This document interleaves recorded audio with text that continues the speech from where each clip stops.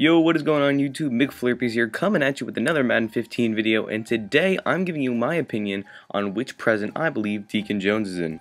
Now, before I get into this video, I do want to say I don't think it's the best option for you guys to go out and spend a ton of coin or give away your presents for this blue stocking as you see on your screen, because I'm not 100% sure if this is really Deacon Jones. Wow guys, I just got the notification I am winning in fantasy. There is a whole quarter left and I need 2 more points, so I'm a fantasy Super Bowl champion my first year ever doing fantasy. Not that you guys care, but like I said, don't go out and spend coins on this Deacon Jones if you're not fulfilled with my hints. But let's hop into this video. Oh god, I'm so excited right now. Let's hop in though. I want to win this cash. Okay, so the first hint that I noticed right off the bat is the color scheme. Now this stocking uses the old color scheme that the Rams used, which was blue, white, and yellow, as you can see the logo in the back, but the jerseys were blue and white, the logo was blue, white, and yellow. And these are the same colors that Deacon Jones played in. He played in around the early 70s to mid to late, and then he went to like the Chargers and another team. But yes, so these are the colors that Deacon Jones played in. Maybe not the best hint, but it does make sense. Hint number 2 is the asterisk on the stocking.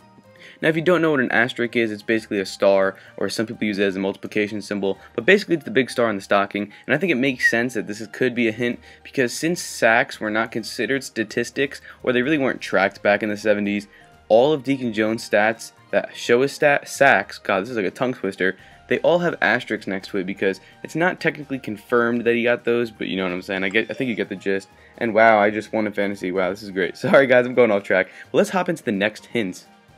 Okay, so let's hop into some more hints. Hint number 3 is the competition factor. Now there's only one other Rams present in the game at the moment. Maybe. These are the only 2 Rams presents with logos directly on them that are noticeable. So that's why I'm saying there's only one other. Besides the flashback Steven Jackson, which was that flashback present. But the only other one is a limited edition Tavon Austin, which is numbered out of 100, as you can see on the screen here. But the thing about it is that it uses the modern Rams colors and the modern logo, which is a tan and a navyish blue. Not a yellow and a white and a blue, a tan and a navy blue. And also, maybe not as noticeable, is that the ribbon spells out the letters TA, the initials TA, which stands for Tavon Austin. And I'll bring you into the next slide right now. It's going to show you why and how I see this TA. Now, I may not be the best at portraying this, but as you can see, there's a lowercase t across the bag. And then the T crosses the A, which is created by the ribbon on top near the handle. Hard to see, but I kind of try to make it easy in the right graphic. Well, on the graphic on the right side. So if you guys can see that, that's awesome. If not, it's not really a big deal because it's not really pertaining to the stocking itself. It's pertaining to its competition. But let's hop into the next hint.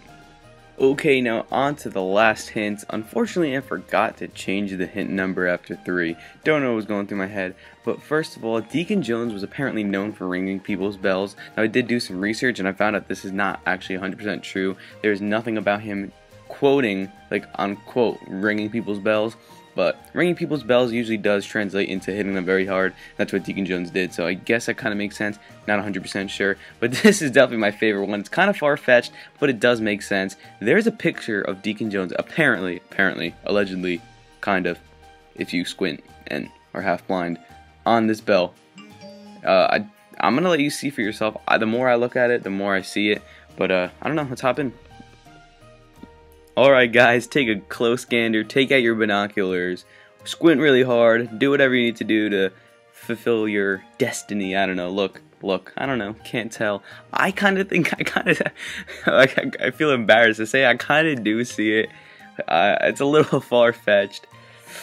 I don't know, I mean, you can kind of see the lean in Deacon, you can kind of see the guy leaning in the back, kneeling in the back, definitely.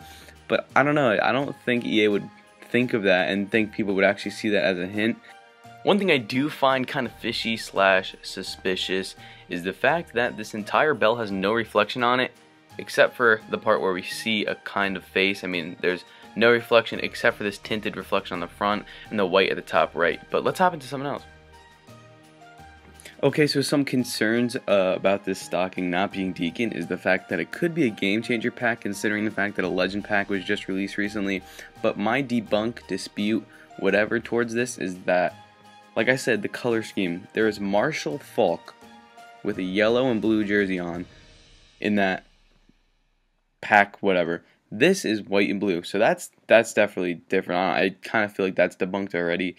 but I don't know, because Dion was wearing a Cowboys uniform, which is a white, a dark blue, and the legend pack's kind of a lightish blue. So those colors kind of did make sense, that scheme, but it doesn't make as much sense as a game changer pack with this stocking. And now another thing is that it's too common, but I kind of did some like mathematics, or I kind of made some sense of it, and realized that just say Bo was limited to 70 per console. We'll say 70 per console, so 70 on Xbox One, 70 on 360, 70 on PS4, etc. Now, that's why he's worth $1 million, because of his and his stats.